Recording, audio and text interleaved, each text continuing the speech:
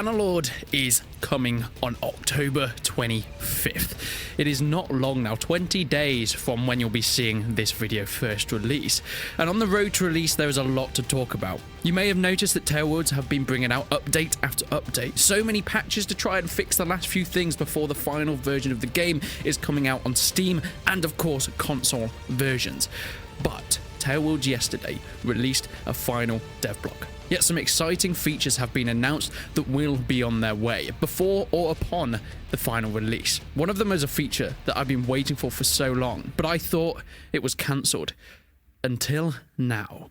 Before we continue, I just wanted to tell you guys about our beautiful sponsor today, Atlas VPN. We all heard about VPNs before, a virtual private network that lets you connect to anywhere in the world, but Atlas is a little bit different. It offers the best VPN speed with over 750 optimized servers, meaning that you can connect to any server in the world and get the best speeds possible, especially when you're playing games. On the gaming note, if you're in a country that doesn't let you play certain games down to geo restrictions, Atlas VPN can negate that.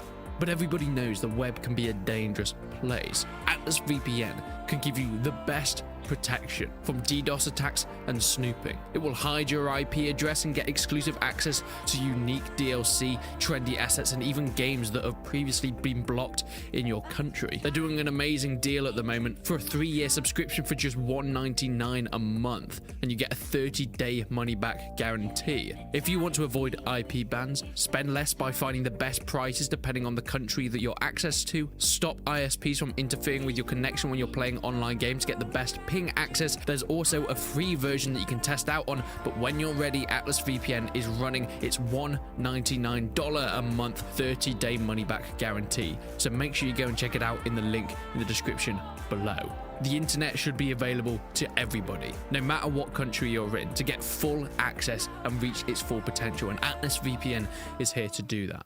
It has been 2.5 years since Bannerlord came out in early access, and only now are we actually getting banners. That's kind of a mental thing to think about. I mean, we do have mods that add in banners, but finally we're going to get them actually first party, officially implemented by Taleworlds, and my god, do they look goddamn cool. Not only did we see this in the recent demo footage that was shown at the most recent Gamescom, but now we have some more screenshots indicating to what they'll really look like with different factions. Banners, however, will actually have some use. There'll be equipable items that players and AI heroes can use to benefit the formations they lead in battle. They'll be introducing a new crafting pieces with cloth attachments so you can customize said banners as well. Not only will they allow players to create weapons with an extra bit of flair, but they're going to add to the overall visual experience as troops are equipped to carry them as well. Upon release, every single one of Bannerlords towers will be unique. So far, we're pretty much already there with custom scenes every time you go into a town or city.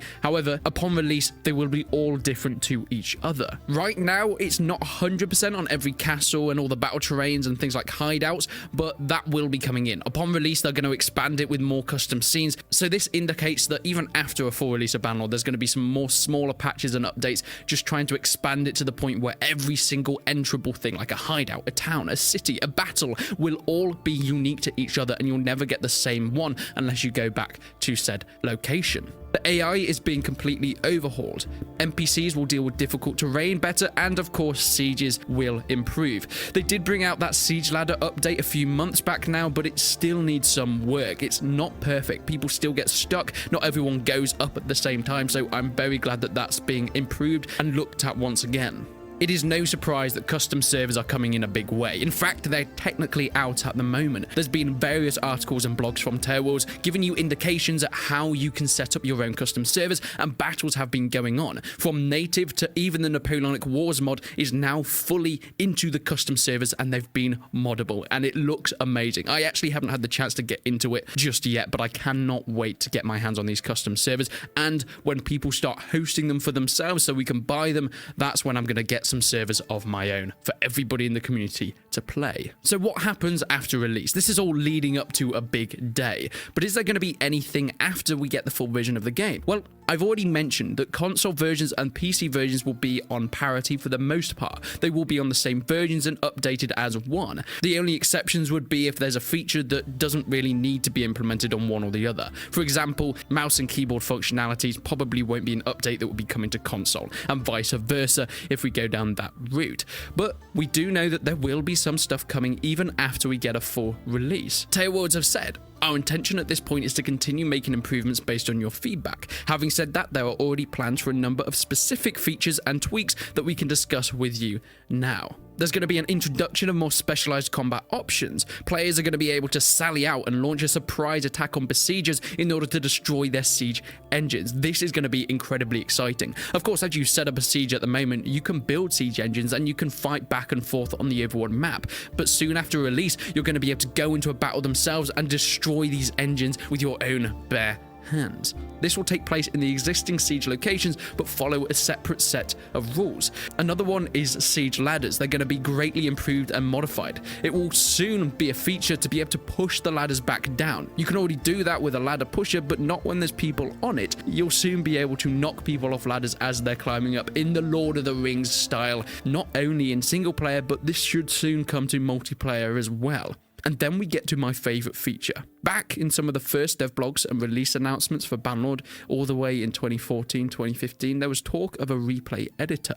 This was a playback of every battle you can do, saving it much like in Total War, then going into a spectator mode and setting up separate camera angles. And finally, it is on its way. It's been so long in the making, and I was worried that it was going to be cancelled because they haven't really spoken of it since the official announcement back in 2014. You can see on the GIF that we've been shown every single thing, like camera parameters, the options for where you set up the camera, even the timeline at the bottom, slowing down, speeding up the battles themselves, adding clips, removing clips, playing clips, and rendering them once you're finished. This not only will be fun to look back at your tactics and make cool clips for other people, but perfect for content creation, making awesome cinematics. I know there's so many people out there that love doing this sort of thing, but haven't been able to without the use of mods, and now it's going to be natively inbuilt within Mount and Blade. It's also going to be implemented as part of the modding tool, so I'm sure that people can get their hands on and tweak it as they so wish. Not only all of this information, but Taleworlds also addressed some of the concerns about DLCs.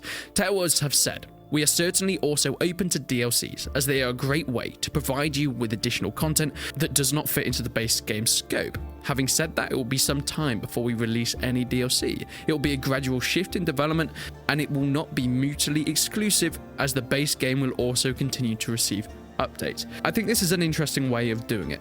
Taleworlds have not shied away from DLCs in the past, and some are kind of controversial. I mean, we kind of accepted Viking Conquest back in the day as a DLC, but really all it was them taking a mod and then putting paid aspects to it. I think it was accepted back then because Brighton Worlder, the mod that Viking Conquest DLC was based off, is still available for free. So I think it was kind of a good mix. If people wanted the basic Viking versions of Mount & Blade, download the free mod. But if you wanted the updated ones with full storylines, ship-to-ship combat, the official Taleworlds DLC of Viking Conquest, you could pay a bit of extra money, 15 quid I think it released at. That's probably a similar thing to what they're going to do with Bannerlord. Napoleonic Wars was a big DLC back in the day, but we have a mod now. Is Sword and Musket going to be the free version of that DLC, or are Taleworlds going to do what they did back in Warband? Take the Napoleonic Wars mod, which was Mount and Musket back then, make it into a DLC, the Napoleonic Wars DLC. They could do a similar thing with the current Bannerlord Napoleonic Wars mod, but how will it go down in 2022? Well, I guess the fans are going to have to make that decision for themselves. Maybe they could do something completely different, something big, a time era that no one ever expected, or completely new game modes, a storyline, a linear campaign that Bannerlord has never really seen before. Those are just some interesting thoughts. But let me know what you think. Will Taleworlds continue to fully commit to improving Bannerlord after release? I sure hope so, and it looks like it's going that way. But time will only tell on the full release of Bannerlord on the 25th of October.